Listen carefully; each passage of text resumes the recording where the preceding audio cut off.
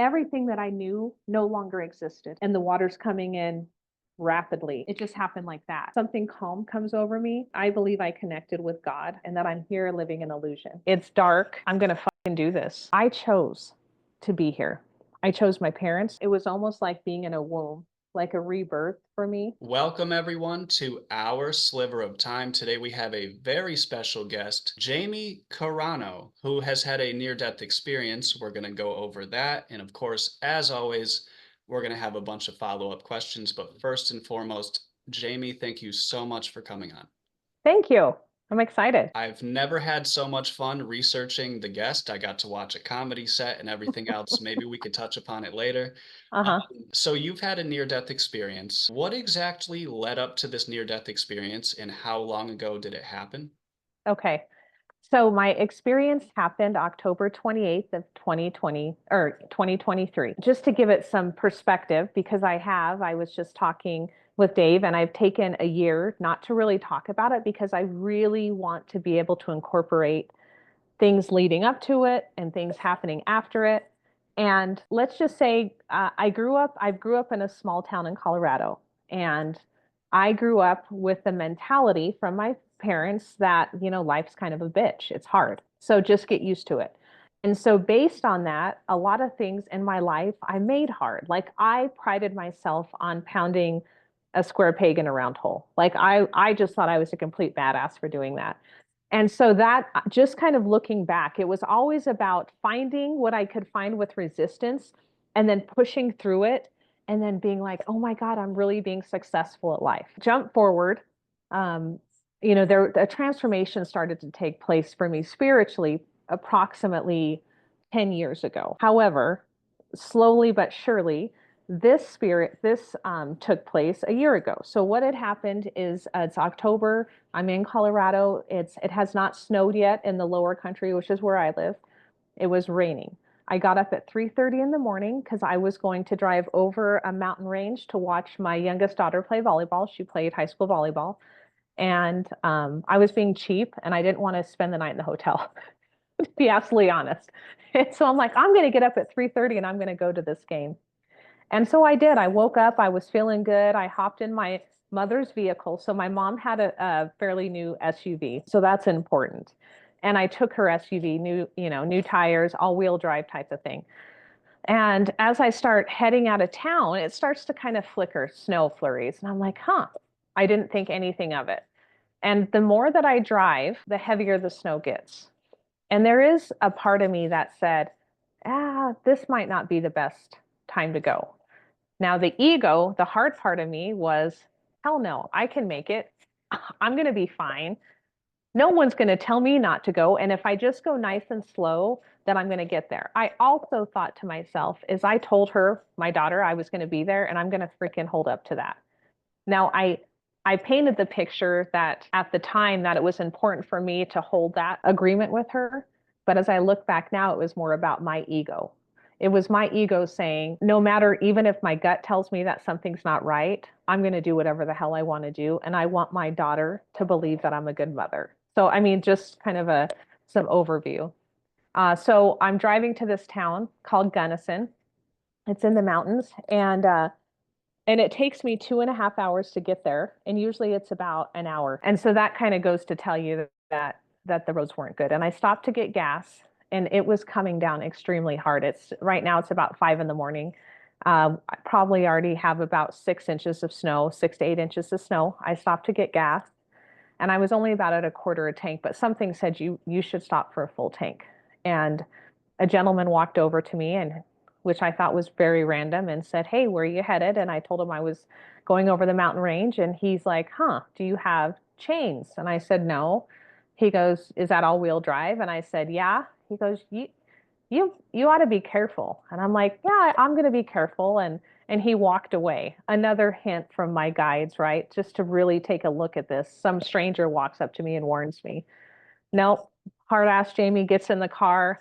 I start heading up the mountain range. I get about 20 miles outside of town. It's hard for me to keep it on the road, to be honest with you. It's dark. It's coming down like I've never seen it come down before. I'm the only car out there, and I'm starting to get scared. And part of me knew I need to stop, but there was part of me that always was like, I'm already so far in. I don't know if it makes sense to turn around. And I kept telling myself, like we do in life, right? Maybe a couple more miles, maybe just over that mountain ridge, it'll break. And so it was that push that I've done all my life to kind of keep going, because I know if I can push through this, then on the other side, it's supposed to be better, because that's what I was taught. And I started to get extremely nervous and scared. And I remember just holding on to the steering wheel, and I held on tight and I said, please keep me safe. And it was a prayer that I said. I didn't say it out loud, but I said it in my head. And as soon as that happened, um, I I felt the car kind of start to drift, kind of shift. I mean, it was immediate, and I was going very slow. And I thought, okay, I can get it back. So I was turning into the curve, and I couldn't get it back. And I started to realize that I was going over the edge. And to be honest with you, I didn't know what the edge looked like because I couldn't see anything. I could barely see in front of me. As I start heading towards the edge in my mother's vehicle, I said to myself, excuse my language, but I said, I'm going to fucking do this. And I knew that as me kind of armoring up for an experience that I didn't know what was going to happen. And I didn't know how far I was going to go or if I was going to live. And I went over the edge, and my memory is roll, roll, and then airbags deploy on the side, and then roll a couple more times. And I remember thinking, oh my God, how far am I going to go down here? Like, what's going on? Now, the mirrors weren't, nothing was shattering. So I was still stuck in there, and I'm stuck now with these airbags, and I end up upside down. And I'm like, oh, kind of like, oh, I'm fine. Like I'm okay. Nothing's happened. And so I unbuckle, I'm upside down. So the car flipped over, what, 2 or 3 times? You must be shocked that you're alive at that point. Like, was there a point you said you didn't know how large the drop was when you were going off? Like, was there a point you're like, dude, this could be like 200 feet, like I could be toast? Yeah, that's exactly what I was thinking. I was scared. And that's why I said dropped the F-bomb. I'm like, I'm going to do this because I honestly had no idea what I was about ready to undergo. And I feel like it was about 4 or 5 rolls. It's a little foggy, but once I finally landed upside down and knew that I had stopped, whatever had happened, I was done. And I was able to unbuckle, thankfully, and turn myself around. So now I'm sitting on the hood of the ceiling of the car, and everything at the steering wheel is ahead of me. Immediately, what starts to happen is water starts to rush in. And I realize that I'm in a body of water that I don't know how deep this body of water is. And the water's coming in rapidly, quickly. And I go to unlodge my door, and it won't budge. And none of the windows have broken. So I know that the power of me kicking or trying to break them open is not going to happen, because I've just rolled and went through a pretty amazing crash, and they're still intact. And so the water's coming up, and I don't know how to get out. My phone's submerged, and it's dark, and I know no one can find me. And as it starts to move up my body and up my torso, I start to come to the realization and the honest to God belief that I'm going to drown in the vehicle. And so I start to calm, something calm comes over me, and I telepathically ask, which I believe I connected with God. It wasn't something I said out loud, but I said, when I exit, and those were my words, when I exit and when I drowned, are you going to is this going to be painful? Is this going to be a struggle, basically? Because you see things on TV about drowning or burning, the fear, the panic. And the immediate answer was, no, we will take you right away. And as soon as I got that answer, I was able to kind of just take a breath, and something within the vehicle shifted energetically. And the terror and the fear kind of subsided. And I truly believe that this was going to be the end.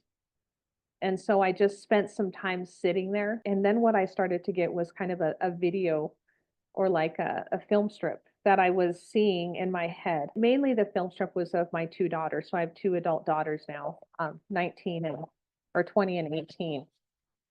And just seeing them, I understood that I was going to be crossing over, and I had no fear of that, but I knew that they wouldn't be able to understand, one, what this process was like for me inside the vehicle, and two, that the illusion that we live here in the 3D is a reality that I knew that my girls would not understand the way I did about this. And through my spiritual awakening, I had never to this extent, but I'd understood that this is not my home. My home belongs with source, with God, and that I'm here living an illusion.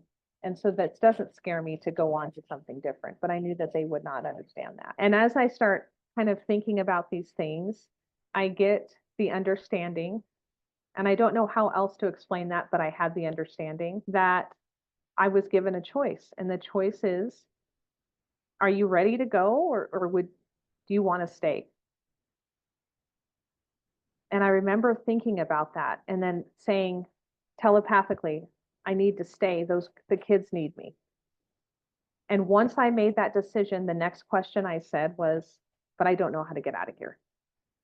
And as soon as I asked that question, the lights in the back of the vehicle started flickering, which I was then told through the flicker that you need to get in the back. The only exit door is in the back. Here's what I've acknowledged now. So I'm in my mother's vehicle. I am submersed in water. I'm upside down. I'm trapped within balloons. And it was almost like being in a womb, like a rebirth for me, not knowing how to get out, not knowing what the hell to expect, being scared, being in the trauma. And the experience was an ability for me to rebirth. So when I got in the back, I followed the light, which it was immediate. It was like, get in the back. Oh, thank you. Like I immediately said, thank you. Like I had no idea how to get out. And so I asked how to get out. And my team, God said, get in the back, and that by showing the lights. And I hopped in the back, and I was trying to get the door open, and I couldn't do that at first. And I was able to kind of get it open. And once the door kind of flew open, I immediately jumped into the river, which hit me about right under my chest, high ribs. And the first thing I remember is looking at the vehicle, just looking. And the thought in my head was, I think I made the wrong decision. Because I will tell you that the energy that was within that vehicle, the peace and me understanding and me acknowledging that it was time to move on and then jumping out was completely different. Like the weight of the world just came back on me, because being in this illusion and this reality causes us to learn so much and carry so much. And I had stepped right back into that energy. And so after I looked at the car and I made that disclosure to myself, like, I think I made the wrong decision, my ego, monkey brain took over right away. And I'm laughing now because I was connected with source. I was getting information, I was getting answers. They told me how to get out. And instead of asking, what do I do next? I decided that I knew best. My ego took over, and I started hauling ass the wrong way. I got so discombobulated in my fall. It was a 60 feet drop that I went through a fence, started crawling up a hill and a mountain in snow, soaking wet, which I was not cold. I didn't feel anything, to be honest with you. And I realized after seeing a car finally come that I was on the complete opposite side of the ravine. And so I'm walking back down and having to wait back through the river, looking at the vehicle, and have to crawl up the other side. And I laugh now because I know my team was like, Jamie, God damn it. Like, are you really that dense? Like, we were there for you, and then you come out and you pull this shit. Like, what is it going to take for you to learn? Like, that's how hard-headed my team. I feel like they just laugh at me all the time, but I have to own it because that's what happened. So I got up to the side, and I did. I honestly had to. It was slick, and so I'm just like crawling up off the side, going up rocks. I'm wet, and I get to the top of the road, and it's still pitch black. It's still in a complete storm. And I see some lights coming. And so I'm thinking to myself, what do I do here? And everyone's going so slow. So it's not quick at all. And I think I'm going to jump in front of this car, and I'm going to make as much chaos as I can. And I'm going to try to stay in front of those lights until I absolutely have to move to the side. And then hopefully they'll pick me up. And so I carried out that plan, jumping and screaming and waving. And I stepped to the side, and that vehicle passed me and didn't even look my direction. And I thought, wondered if I was even alive because I couldn't wrap my head around someone not seeing me. And the fact that someone didn't even acknowledge me just blew me away. It scared me and I didn't know what to think. And I also thought maybe that my demise is still going to be out here in the cold if I can't figure out a way to get to where someone can give me help and I can warm up. When you see a car pass you, and like you said, they don't even acknowledge you, you have a moment of, was this literally a moment of you're questioning, did I really survive? Like, can they not see me? Like, is this, Yeah. I'm just curious, like, how literal that thought was and like how you handled it. Like, because someone did come to pick you up eventually, but at first, like, how was that for you? Like, did you think you were a ghost? I'm so sorry. This question's all No, over I the think place. no. Like, did you literally think like, "Oh shit, am I actually like, am I dead? Can they not see me?" Like, was that your thought process? Yes. And the first thing was, I swear, was like, what an asshole. Like, I can't believe they would just let some woman soak in wet on the side of the road. And that dawned on me that that wasn't a rational thought. And my next thought was, can they not see me? Did I not survive? And actually, what I said was, am I dead? I wondered.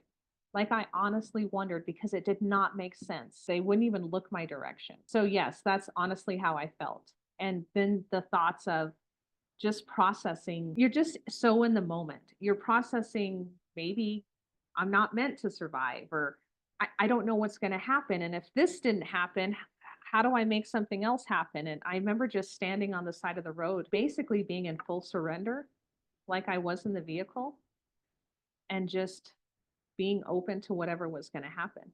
And so I believe the time was maybe 4 or 5 minutes that I was standing out there. And then I finally saw some more vehicles coming. And I thought, okay, I'm going to try this again. And I jumped in front, waved my hands up and down, and jumped to the side. And there was three vehicles that were passing. They were all going extremely slow. As they passed me, I saw tap, tap, tap, the brake lights, tap, tap, tap. And so the last vehicle on the road pulled over. These guys just continued to go and they picked me up. So this time I was seen. And so part of my journey, which I know we're going to talk about, in making sense of this and trying to understand it, because it took me forever to figure it out, because I know there was so many important parts, was that I was not, my physical being and my spiritual being were not intact when I first got to the road. And it took some time, and I'm still don't really understand the whole process of that. Although I will tell you, I did the exact same thing for the first set of cars as I did the second. And that first set did not see me. They didn't acknowledge me.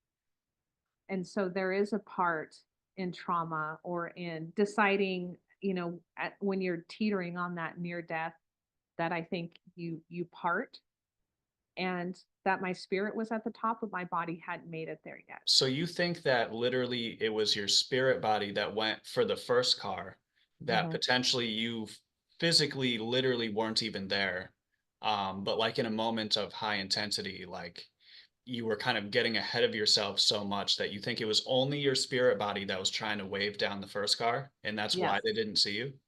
I do not believe that my physical body that you can see and touch was on that road with me. You mentioned your team, potentially guides on the other side. I assume this is what you're referring to.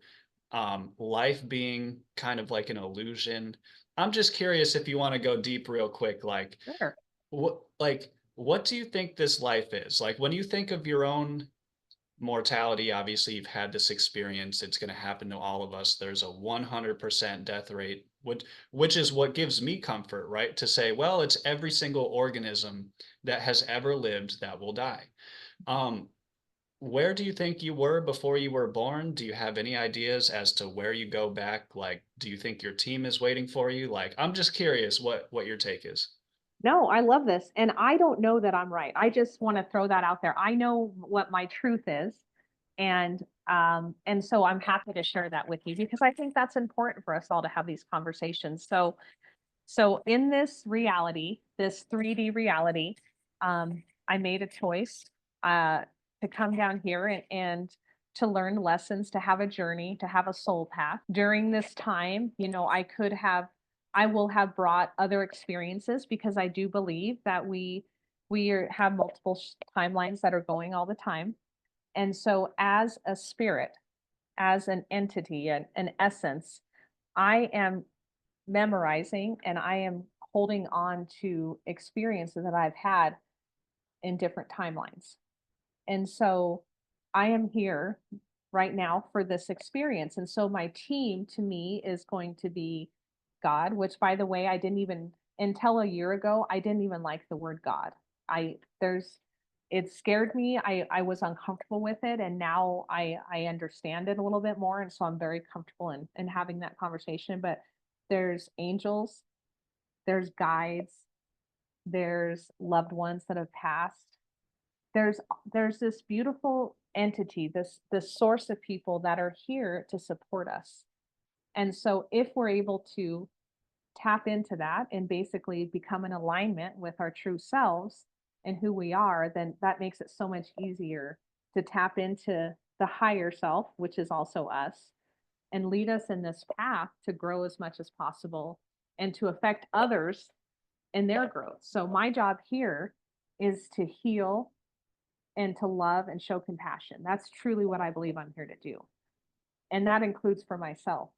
But in me doing that, I am hopefully that I'm shifting the energy for others around me to love themselves, grow, and have compassion. I can certainly relate to the feeling of like moments of high intensity, high adrenaline. It's almost like time goes slower because it turns into like a hyper focus in that moment. Whereas upon reflection, you kind of see it in slow motion. It might even feel slow motion in that moment. I'm just curious, like from beginning to end of the event, like did this seem to go quick? Did it seem like it was taking forever? Like, but between you crash the car, you get out, you make it to the road. Like, did this seem like it was a flash or like what? I'm just curious. Like, does this come to mind, by the way? I don't know if you have strong dreams. Like, some people have strong dreams and some people don't. Like, when you talk about not knowing if you were actually alive when the first car went by, has this ever came back in like a dream where you've questioned, like, yo, am I alive? Can they see me? Like, you know? Yeah, no, those are great questions. And to talk about the timeline is that in the moment, I feel like I was in it. It felt like a long time. It like I was kind of drudging through this obstacle course. Now, after looking back on it and really like understanding what happened, what was I thinking, what was I doing, what led up to it, it almost felt like it went a lot quicker. So as you know, like there's nothing than we have as the present moment, and time isn't linear. So I will say in the moment when I was experiencing it and I was going through the trauma and my cells were absorbing it, it seemed like a lot longer than when I look back. And it's almost like a snapshot as I was putting things together. It's like, oh, it just happened like that. And in that snap, I received this whole new birth and this whole new understanding of what life is and a whole new perception that completely rocked my world and changed me to the core. Um, and it was scary. I mean, the aftermath, to be honest with you, the year experience after my NDE was way more traumatic and painful than the NDA itself, to be honest. When you were in the middle of the accident, you were kind of speaking to your team, your guides, however you want to call it, right? So was there any preconceived notion you had at that point? And if so, what is that change? Like, how did your perception of life itself change? What was the aftermath and the effects that you're referring to? At that point, I will tell you the only thing that I could immediately sense was the difference in energy from inside the vehicle to out. That was so clear to me. That the energy was so intense on the outside of the vehicle, inside was peace. And so that right there immediately I understood the weight and the choice of us being in this realm, how heavy it is and how much pain it can come with. But I also realize there's a lot of happiness. I mean, the fun of being in an earth earthbound experiences, the highs and lows and having all this fun. But I will tell you that that to me, instantly, I was like, oh, it was scary. And I didn't know if I wanted to be back on in this plane because it was so peaceful on the inside. And I had forgotten what it felt like on the outside till it hit me like a ton of bricks. So you're in the car, you have that moment of peace, kind of surrendered to the whole process and what might happen. You get out of the car, you survive, weight of the world comes back onto you. And then so leading into that next year, like what was the effect? Like what was kind of the obstacle to overcome? And how much have you overcome it, by the way? Like in to present day, like how are you doing these days? Yeah, no, and I think it's important to say this because to me, this is the most important part. I know it's not as exciting as talking about the crash itself, but the transformation that came after was the whole reason that I went through that experience. And I want to be known that I didn't really talk about at all to very many people for a year. And that's because I knew that I had to put the pieces together and that this was so powerful that if I wasn't able to really give it the love, the compassion, and the understanding, that it wasn't going to have the impact. And I owed it to myself and I owed it to others to really focus on the healing and the impact. So, yes. So, bottom line is, I'm happy to talk about it. So once I got home, so I had not a scratch, not a bruise on me. Okay, so there was no physical ailments whatsoever that I suffered. I came home, I was stripped of my job. And I say that as I do coaching. I had a lot of private clients, and for some reason or another, those clients dissipated. And it wasn't a big thing, it was just like organically, my clients disappeared. So source, God has said, okay, we're going to put you in this accident. We're not going to give you any injuries to focus on. We're going to take away your clients. So now I have lack of money, lack of work, and I'm sitting here and I'm not understanding how to get them back because I understood, Dave, I understood my game of life. Like I was really pretty fucking good at it. Like I had these pieces, I'd move them here. I could make myself happy. I could have fun, I could have passion, I could bring money in. And all of a sudden, everything that I knew no longer existed. Nothing I tried was bringing in the same results. And I got so frustrated and it got so dark. And I knew that there was a reason I went through it. And I knew that my whole life had shifted through that experience. And the best way for me to explain it is like, I had this, like I was telling you, I had this board in front of me. I had this shift and God's like, give me that board, give me those pieces. Here's your new board. We're not going to tell you the directions of the game. We're not going to tell you how to win or even the point of it. And so I just sat there in front of this new board trying to figure it out. Do you think it's an aspect where you had so much control over your life previously to where maybe now you feel a lack of control? Yeah, And perhaps that translates into, anxiousness, fear, uncertainty. Do you think any of that played into it? 100%, because I considered myself to be a successful individual. That was how this success was defined, right? You make money, you build relationships.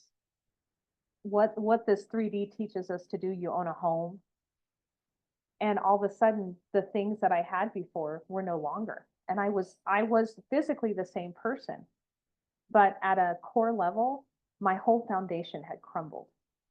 And I didn't understand how to rebuild it. I didn't understand why I was here. I didn't know if I was being punished for something, old karma that I needed, debt I had to pay. And I just knew that I had to do the work. And I didn't even know what the fucking work was. That's the scary part. It's almost just sitting in a home and not knowing what to do with all this time that I had on my hands. And I was purposely given this time because that was the only way that I was going to focus on myself and figure out how to heal and move through it. Because had I been given any other option, if I needed to heal my body or if my business were still flourishing, I would have put all my energy on that. And I would not have given this opportunity the same respect that I gave it. So the blessing was that I had to because I had no other option. But I will tell you that was the biggest challenge that I have ever experienced in 45 years of of my life. It sounds like you're doing a lot better now in terms of, some inner peace. I don't know if it has to do with gaining like control back in your life or adapting to a new situation.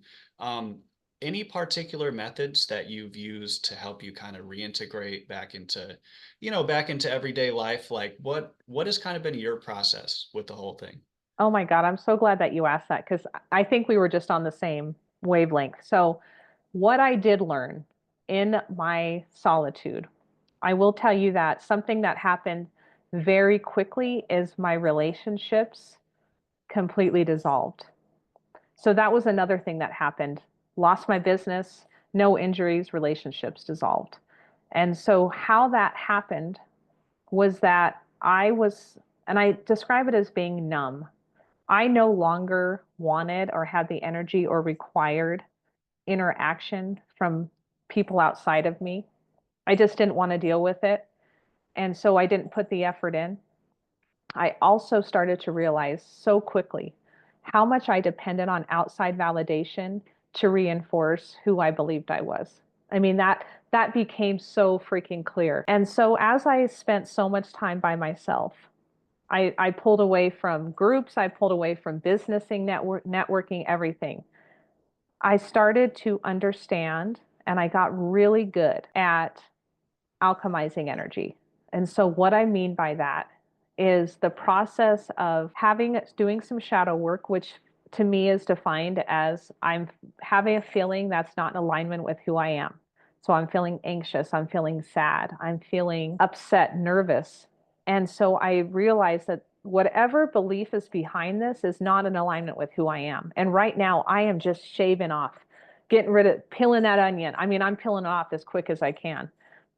And so I was able to figure out how to, through journaling, through meditating, to figure out what that underlying belief was. And once I found that underlying belief that was attached to that emotion that was not aligned with myself, I acknowledged where it came from and I gave it value. And I loved that part of myself. And I said, I had this belief because it kept me safe or it helped me in this way. Because everything we do in life, we believe is doing it for our highest good. Whether it is or not, that is our true belief. I gave it validation. I gave it love. And then I decided what I wanted my new belief to be. And I switched that belief. And then I took that same environment with my new belief and I said, okay, now that I'm implementing this new belief, how do I feel now? How does it change the story? How does everything shift? And I realized that by doing that, and I did it all the time, I mean, I was doing that nonstop, that I was actually getting rid of old stories and traumas, and I was starting to shift. And how I knew I was shifting is because I would be placed in the same stimulus and I would have completely different reactions. The old Jamie would act in a certain way. She would get pissed, she would get angry, she would feel unworthy. As I started to shift and heal, I would be in that same and I wouldn't have a response to it. No longer the people outside of me affected who I was. And I'll be honest with you, the most beautiful thing that I can say happened this year is because so many people left my life, is that I can honestly say that I became my own best friend. Like I truly am my biggest advocate, my own best friend. I love every part of myself, even the parts that are sometimes hard to love, I acknowledge. And that to me was what this whole experience was about. The thought of actually loving yourself unconditionally shifts everything in your whole reality. You no longer need the things that you once needed, and things become a lot easier. Why do you think it is that people are having such a hard time with themselves? Like you say you're your own best friend. Yes. People have a very difficult time doing that. People, what do you think the core of this problem is? Do you think it's the inability to directly acknowledge their traumas? Like what, in your opinion, like why are people so upset all the time? Well, we get triggered easily. And we get triggered because we are looking to other situations and other people to validate and define us. If people are acting in certain ways, saying certain things, and it aligns with a negative belief, then we're automatically going to believe it. So we're perpetuating this. And so how I knew that I shifted is, honest to God, I just don't get triggered that much. Like people probably could look at me and think I was a little aloof or And I just don't have the need to control anything. I don't have the need to have a buy in other people's energy. Their journey is their journey. My journey is my journey. And I understand that now. I didn't understand that before. And my job, my only job, is to heal myself and show up in the most authentic way that I can show up.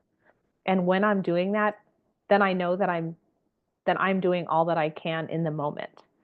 And so when you really understand that, it's like, holy shit, how cool is that? It becomes so easy. But unless you get that, or unless and it didn't happen overnight by any means, and I'm getting better and better at it, but it's hard to understand that because people want to have control. They want to control other people's emotions. They want to control events, and you can't do that. It's going to make you crazy. It's going to make you anxious, which is why we have, there's so much anxiety and different mental health things in this world. And I've suffered from that. So I acknowledge it. And I can look back and say, holy crap, like I was a control freak. And it's because I wanted to feel safe. And that's the only way I thought I could feel safe. So it's almost as if, the solitude that you experienced after your near-death experience, you said you kind of isolated yourself off to a degree. I'm obviously paraphrasing. Yeah. It seemed to have a negative connotation when you brought it up, but perhaps it actually had a positive effect, right? Like maybe you needed that solitude to kind of like take a step back and say, wait a minute, I don't need to have other people's opinions control my actions, and you can have solace in knowing that you are who you say you are and all this stuff. Is there a part of it where like that solitude actually helped you be less concerned about other people? Because if you're concerned about other people's opinions, like who's really in control of your life? Yeah. You're not in control. They're literally in control of your life. Like people talk about comments on the internet or even, friend groups and this type of stuff. It's like if you're so concerned about their opinions that you're willing to kind of bend to that will, they literally control your life. And if they don't have your best interests in mind, like why, like from a rational standpoint, why would you let them do that? So maybe the solitude was a good thing. Yeah. Would you No, agree or no?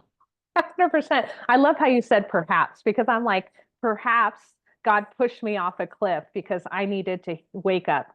I needed to rebirth, that I needed to have the experience to the T, the thoughts in my head to learn and grow, that I was taken away. I didn't, like I said, I didn't have any physical ailments I had to heal from. I lost my clients. I all of a sudden felt numb. I didn't know how to make myself happy. Like all of this was a gift that was wrapped up in a really shitty box that I didn't want to open, but I didn't have a choice. So you like nailed it on the head. Like I can look back now and be so grateful and thankful because the person I am today is such a different person than the person I was a year ago. But through that year, there was a lot of pain, a lot of tears, a lot of surrender, a lot of anger, and a hardship that I went through. And I don't know about you, Dave, but I feel like that part of my lesson, part of my makeup here in this reality is that I have been given the privilege of going through experiences. And through those experiences, I have to learn and gather information, transcend energy, and move out. And that's what I'm here to do, is to help others, help myself get through those, because I can't truly help others. I can't truly be that person for other people if I can't say that I've been in their shoes. In my life, I've worked with a lot of people before who have come from substance abuse, drug addiction, have had really traumatic times. And I would want to help them, but I can't really be there on that level because there's a lot of things that they've been through that I haven't experienced. And to have look someone in the eye and say, I understand in this aspect where you've been through is really powerful.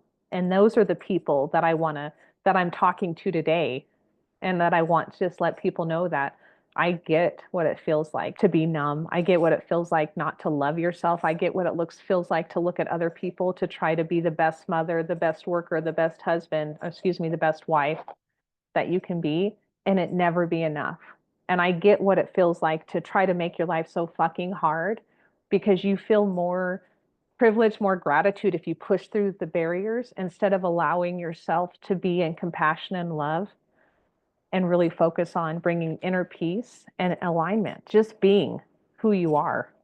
And it's a whole different way of life. That is for sure. If you were having a conversation in the afterlife, let's say you just passed on, you're with your spirit guides or your team or whoever it might be, whatever situation that is, what would be one of the first remarks? If someone asked you, like, hey, how was it down there on Earth? Like, what would your response be? I would say it was a pretty fucking wild ride. I don't know. That's all I can think about is a ride. I mean, literally, that's what I just went through was a ride. That was absolutely wild. And I'm sure I'm about halfway through now, and I cannot wait to see what's going to happen. And I don't have any clue what's going to happen. So I think that's what I would say. It's just a wild ride, which is why we want to come down here, right? Which is, in my belief, and I don't know what yours is the reason why we say, hey, I'll go to Earth. I'll go check that place out because the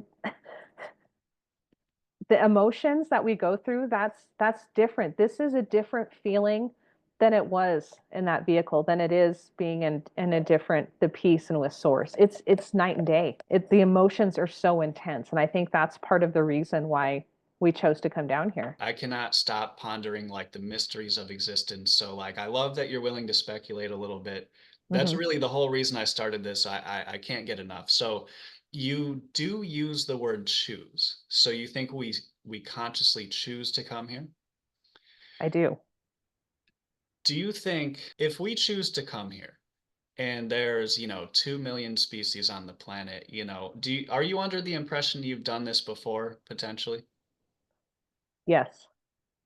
Okay. Do you think that you've only been a human being, or do you think maybe, you could have tried another Oh my species? God. I'm going with this, and part of this is being in my authentic self. And so yes, I think I've been something else besides a human being. First time I've ever said this, but yes, I do. Yeah. And then so like if this is some sort of a cycle, speaking of animals, if you could reincarnate into any species other than human, what would you pick? That is okay. First, I just want to add. Now, my belief energetically is this is an illusion. So this nothing is reality. This is kind of all of us down here create this energy. We're working together, right, to build this thing that we call Earth that's constantly shifting. And within this Earth modality, there's timelines that are constantly shifting. And so, and I think, I get this a lot and I love Bashar, but it's just this jumping, bouncing back and forth from timelines. And that's what we're doing because we're reaching different vibrations, different energy. And so as our vibration rises, then we actually jump to a higher timeline, which brings different things into our reality, things that we can see. And that's how we start to have fun and play with energy. Anyways, I just wanted to say that I don't believe that this is the physical. It's just an illusion that we've all come together and made.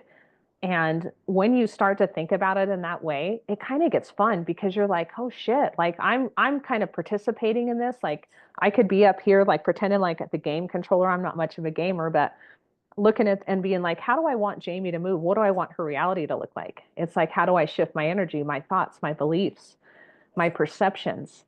And when you get really good at that, it becomes so cool to see what you can create. We'll tell the audience that you like teleported or something. Yeah.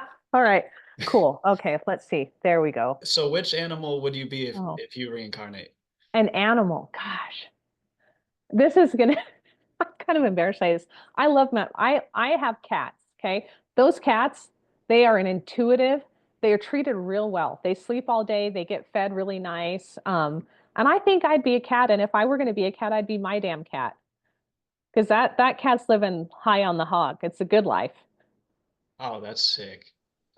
I've asked that question to 3 people. Uh-huh. Out of those 3, including yourself, 2 said cats. One said they didn't want to pick an animal because they couldn't, That's they couldn't crazy. imagine not being in the human body. Yeah. Because I would think that cats people would think would be boring. But again, what am I into? Peace, calm, serenity. And what doesn't a cat, a freaking cat, that now that's peace. Or my cats are anyways are in peace. Now, are you talking about okay, so a cat, but what type of cat in terms of, yeah, maybe a house cat. Like if it Mhm. was okay, I got a human that's gonna feed me and stuff. But if you had to live in the wild, would you still Oh, pick a feline of some sort? oh, well, that's a different question. If I had to live in the wild, I think I'd be some sort of bird. How cool, Nice. just that flying above, the soaring. Do you think physical life, you mentioned it being, illusory to a degree, right? Which Hmm. which is interesting because if this is baseline reality, like where the hell was I for billions of years, right? Hmm. So we won't rehatch that, but do you think that physical life is some sort of like universal playground for whatever this source consciousness is?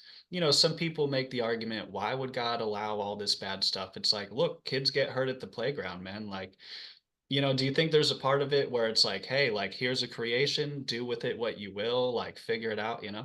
Yeah. Oh, I mean, it's totally a big playground. That being said, I think that there's a point to it. And I think that we're all here to learn lessons specific to our specific journey. So I kind of like to think about it. I'm a visionary person. It's like, you're up with your guides and your team before you decide to join this illusion. And it's like you're at the grocery store and you like see some like, well, I want to deal with some, I'm down there to learn. Like I want to get the biggest, it's like an all you can eat buffet, right? Some people just want to get like just stuff themselves. And usually it's things like, I just want to grow. I want to learn. And so when you're up there, you're not understanding the true essence and the pain that when you decide I want to deal with, some mental health issues. And I think I might want to dabble in some drug addiction, or I want to be, victim of some violence. So you get these opportunities, which it will grow your soul. It will help you become an alignment. It's going to make you a more compassionate person. But the pain that comes with it, I think sometimes we underestimate. So in my experience, the best way that I look at things now, which I haven't always, is that I chose to be here. I chose my parents. I chose my children. They chose me. And we came down here because we all decided that as a team, we were going to learn and grow together. And it's my job to grow myself, and in that my vibrations raising, which helps them become in more alignment with themselves. So yeah, but it's fun. We're here to have fun. Like I definitely don't want to be down here working all the time. Like I'm telling myself, last year I worked my ass off. This year I'm going to have fun. I don't know what that's going to look like, but I'm going to have fun and I'm going to create that fun because it's my illusion. It's my reality. I'm responsible. So hell yeah, it's a playground. It's super cool. You bring up another good point, which is, some people might think, oh, what's it like to be, a drug addict and this type of stuff, like they specifically signed up. What if it's more of like a generalized curiosity, right? Like, whereas from the outside, if you're like an orb of consciousness, right? Like, let's just say you're an orb of consciousness and you look down at what human beings are doing on planet Earth and you're like, oh, they do this weird laughing thing. What Mhm. is that? Why are they doing it? What's the meaning behind it? Like, what if you actually don't have the intel? So it's not that you come in, let's say, wanting to be a drug addict or wanting to be this, but maybe you're sitting there saying, well, I know it's poisonous for the humans, but I don't understand why they keep doing it. So you're like, well, let me go figure this out and see what it is. Why are they even doing it in the first place? Like, what if it's a lack of information, like Yeah. that leads to a curiosity that kind of leads you into this life? I don't know. There's nothing that I would put past anything. And I think there's so many dynamics, and I probably have an understanding or a belief of like a needle, like a needle. And so I think it's totally possible. And I'm so this rabbit hole or the hunger, the starvation just to learn and have these conversations and be open. But the bottom line is that I always want to come at it and let people know it comes from pure respect and compassion. Because having compassion and understanding for whatever people are going through and allowing them to have their own journey and detaching from the way they learn, the way they grow, the things they do, because it's their job to learn. It's not my job to teach them. It kind of shifts the energy in the mankind. It helps, the polarization that we have so much of now, where people kind of go back and forth and it kind of feeds the fire. It's when you can kind of dissolve that polarization and just be like in your own entity and be like, I'm responsible for myself and send love to others who are going through sometimes, that's where I feel like the energy kind of starts to shift a little bit. So I think it's a great idea, and I think it's super cool. Like, I could just sit here and bullshit with you about this for hours. I think it's amazing. What is this empowerment coaching? What is it exactly that you do? What are you offering to people? So initially, when I started my coaching business, it was about 4 years ago. I was a completely different person then. The reason why I chose empowerment is because I wanted specifically women, but I am happy to work with men. And I chose women because I'm a firm believer in that I'm more able to help people who I can really relate with, who I've been in their shoes. And so that's why, just to be honest with you, I chose women, but was to empower them and let them know they can create anything that they wanted. Like that freaking lit me up. And it was more about action, be a badass, make a to-do list. The stuff that the 3D, when I say the 3D, reality really looks at. Like, you have goals, make SMART goals. And I started to shift. I mean, I was helping people as I start my awakening, and the things in my life change, and divorce happens and my kids leave the nest. So I'm going through all these life changes. I realize that I'm shifting at an energetic level. And I'm like, oh my gosh, this is what's really making an impact. And I'm starting to understand from a higher dimension what my purpose is. And it's not necessarily action oriented. Yes, I need to have actions. Obviously, why would I be here if I didn't want to make actions? But where it starts is a shift within inside, the change that you have to have an alignment in order to create a different reality. And I started to understand that. So then I started to use more of an intuitive approach. And something I didn't mention is the year after, this last year after my NDE, I became extremely intuitive and was able to channel and come into contact with my guides like I never have before. Why? Because I had a lot of time on my hands, because I was clearing out old trauma and old energies. I just became more in alignment. So when I sit down and I ask questions, I can connect and I can get those questions. And I'm like, I can teach other people how to do this. I can let people know and really share what I have. But one of the things that I think is really important is coming alongside people, which is never trying to get them to believe what I believe, going where they're at, helping them shift, raise vibration, and try to have more peace in their life, because that's all that we want to have, right? We want to have more peace. That's what I want to have now. That I may not have said that when I was 20, but now at my age now, where the peace and love and compassion is really what drives me. So I do intuitive empowerment coaching.